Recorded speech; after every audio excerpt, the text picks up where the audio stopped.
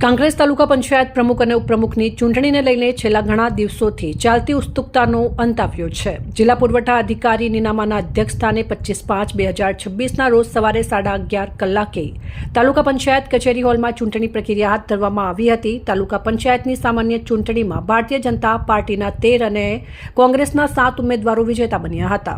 સ્પષ્ટ બહુમતી હોવાથી ભાજપનો વિજય નિશ્ચિત મનાતો હતો। ચૂંટણી પહેલા વિજેતા ઉમેદવારોની બેઠક યોજાઈ હતી, જેમાં જિલ્લામાંથી ભટ્ટ અને અમૃતભાઈ દેસાઈ, કાંકરેજ તાલુકા ભાજપ પ્રમુખ નટુભાઈ પટેલ, મહામંત્રી અમરસિંહ સોલંકી, જિલ્લા પંચાયત સદસ્ય ગોપાલસિંહ સોલંકી સહિત ભાજપના પદાધિકારીઓ હાજર રહ્યા હતા।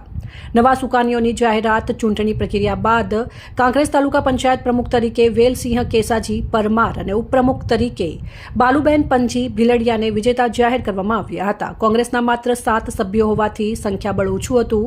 કોંગ્રેસે ઔપચારિક રીતે પોતાની ઉમેદવારી નોંધાવી હતી, પરંતુ મતદાન સમયે ચૂપચાપ બેસી ભાજપના જશ્નને નિહાળ્યો હતો। ચૂંટણી પૂર્ણ થતાં જ ઉપસ્થિત ભારતીય જનતા પાર્ટીના નેતાઓ અને કાર્યકર્તાઓએ નવા ચૂંટાયેલા પ્રમુખ વેલસિંહ પરમાર અને ઉપપ્રમુખ બાલુબેન ભીલડિયાને ફુલહાર પહેરાવી અભિનંદન પાઠવ્યા હતા। અહેવાલ પૂનાભાઈ પ્રજાપતિ સાથે કનુજી ઠાકોર, કાંકરેજ, બનાસકાંઠા।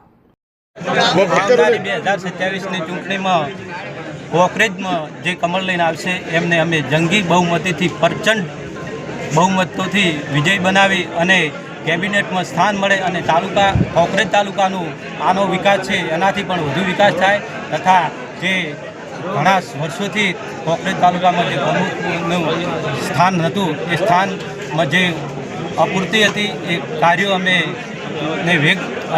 વેગવંતુ બનાવશું એવું હું આ તબક્કે સૌ ગામજનો તાલુકાઓના આગેવાનશ્રીઓ તથા તાલુકાના તમામ ગામડાઓના આગેવાનશ્રીઓને હું ખાતરી આપું છું।